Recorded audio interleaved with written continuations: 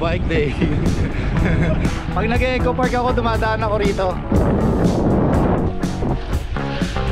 Para tayo nasa abroad. Siya nang bahala magkwento ko anong bike na to. CJ, simulan natin sa frame. Ano yung frame mo? Shoutout mo na yung mga basher mo, CJ. Pag nakita nila yung bike mo, ay mga basher ka na naman yan.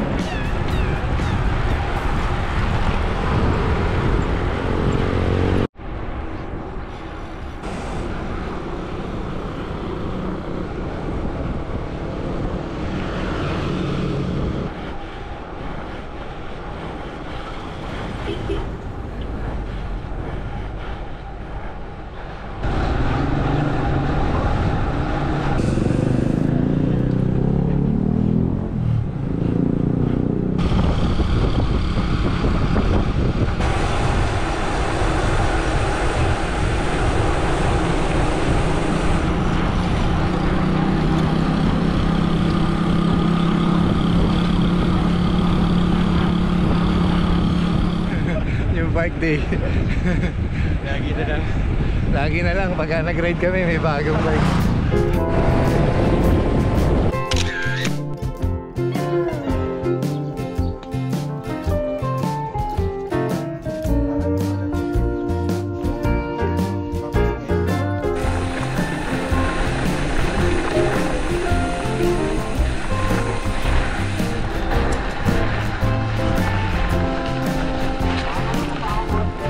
Ha?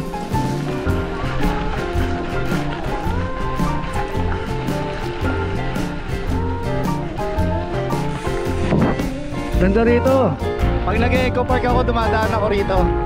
Balikan lang.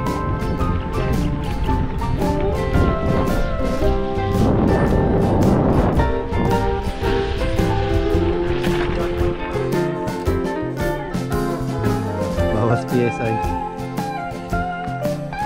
Mahaba din to eh.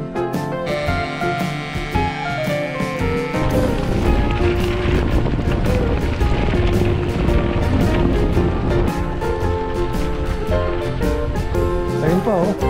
Pwede tayo pumunta sa kabila ng diki eh, no? May daan. Basta nasa ano tayo, Guagua.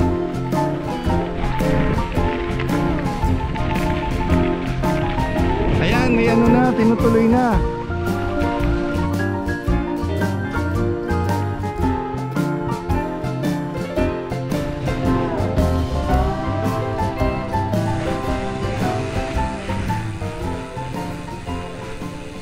Sasamahan kami ni Kuya, yung nakamotor, para makaikot kami. CJ nasa likod, naninibago sa buhangin. Para tayo nasa abroad.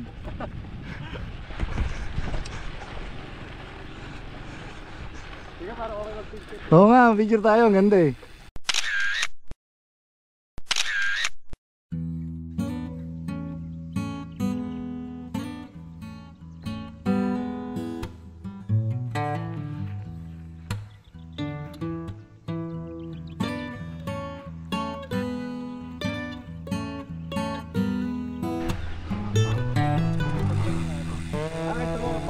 Oo. Mababa yan.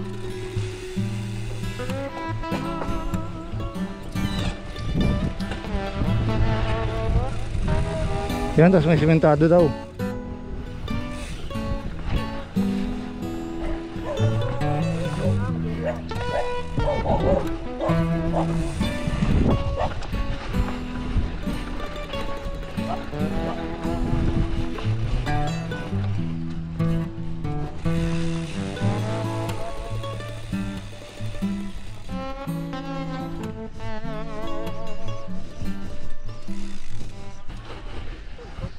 Ito na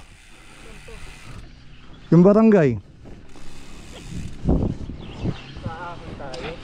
Oo, nakalabas na tayo.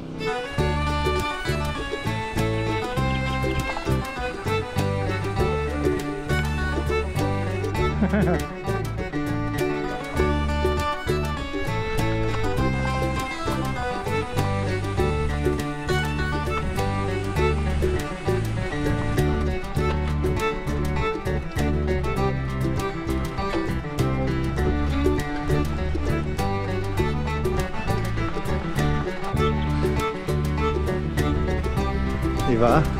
Yan na yun.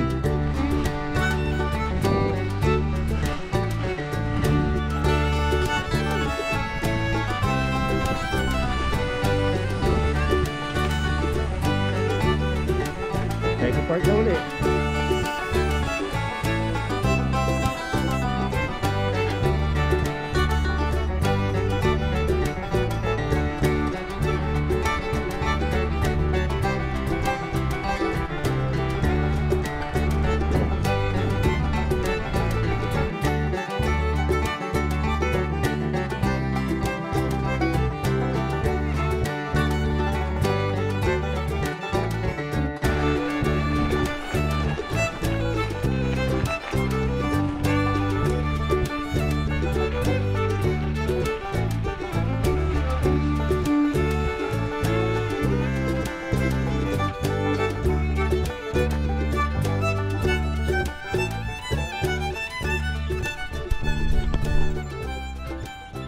Bike check natin yung bike ni CJ. Doon mamaya papakita namin sa inyo yung bago niyang bike. Dito tayo sa Eco Park as promised. The new bike of CJ. New bike day ito. Pero hindi, na-ride niya na to mga ilang beses na. Pero sa aking mga followers and subscribers, kung matagal na kayo naka-follow sa channel na to, every time halos magra-ride kami ni CJ, lagi siya may bagong bike. Hindi naman big time siya, kundi ano lang siya, magali lang siya mag-buy and sell ng bike. Tsaka mabilis magsawa. Anyway, here's the bike. Siya nang bahala magkwento kung ano yung bike na to. CJ, simulan natin sa frame. Ano yung frame mo? So yung frame ko, actually ito yung first China frame na tinry ko. Yung brand niya, tawag sa kanila, Icon. Tapos yung model niya is Gravel X, size 56. Tapos yung group set ko, GRX 800 2x 4831, tapos 1140 sa likod. Ready na yan para sa mga punchy climb sa off-road, no? Oo. Tapos sa wheel set, DT Swiss Gravel LN, ratchet na rin yung yung hub. And then sa tires, 45C parehas. Pirelli Gravel M. Tapos Age sa sa likod. Nice. Parehas. Bali mas makapit yung harap, tapos yung likod medyo slick ng konti para makakada. Yes. Mas madali siya. Tapos okay. Cockpit ko mix siya. Actually 9er RDO na stem, dinibadge ko lang. Tapos Pro Discover na handlebar, and then next carbon seat post. And then Giant na gravel na saddle. Okay. Ayun. So, how's the ride, CJ, so far? Okay naman. Actually, kaya ako kinuha tong frame na to kasi ginagaya ko yung yung geometry nung 9er RDO ko. Okay. Kung makita niyo yung bike na yun. So, yun yung pinodium mong bike dun sa unang-unang gravel race sa NCC. First and last gravel race so far. Tagal na nun, ha? Tagal na. 2 years ago na ata yun. So, what are your plans para sa mga upcoming event and races dun sa setup na yan? Ang idea ko talaga dito, yung pwede ko siya i-endurance ride, pero at the same time, anytime na gusto ko sumali ng gravel race, pwede. Or if ever na maisipan ko rin na, kunwari, sumali ng mga multisports race, pwede ko siyang palitan lang ng tires. Ng tiles, wheel set. Kasi nakatubay naman ako, so okay naman din yung gearing ko for flat race. Pwede rin pang Audax, di ba? Oo, Audax actually. Okay. So, congratulations sa iyong build at hopefully magamit mo na siya. Sana tumagal. Okay, 2 months. Ayun, that's the new bike of CJ. Share lang namin sa inyo yung kanyang bike setup. So, balik na kami sa pagra-ride and then magkakape kami.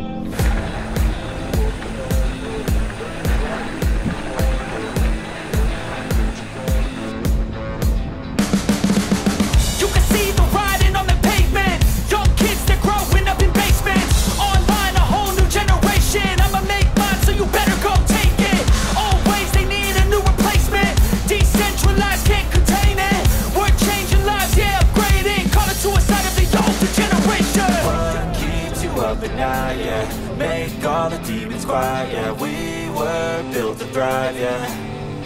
I think that we've all had enough. What keeps you up at night, yeah. Make all the demons quiet, yeah. We were built to thrive, yeah. I think that we've all had enough. Oh, yeah, I think that we've all had enough.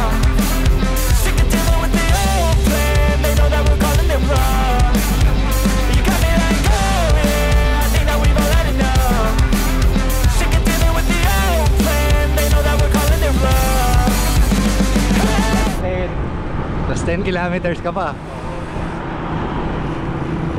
Chill na yan. Shoutout mo na yung mga basher mo, CJ. Pag nakita nila yung bike mo, ay mga basher ka na naman yan. Shoutout mo sila, shoutout mo. Ano, Ellie, Cap Aris, yan, mababash na naman ako yan. Shoutout sa mga basher ni CJ ha. Ride safe. God bless. Hindi ko nabibenta to, wala namang gustong bumili.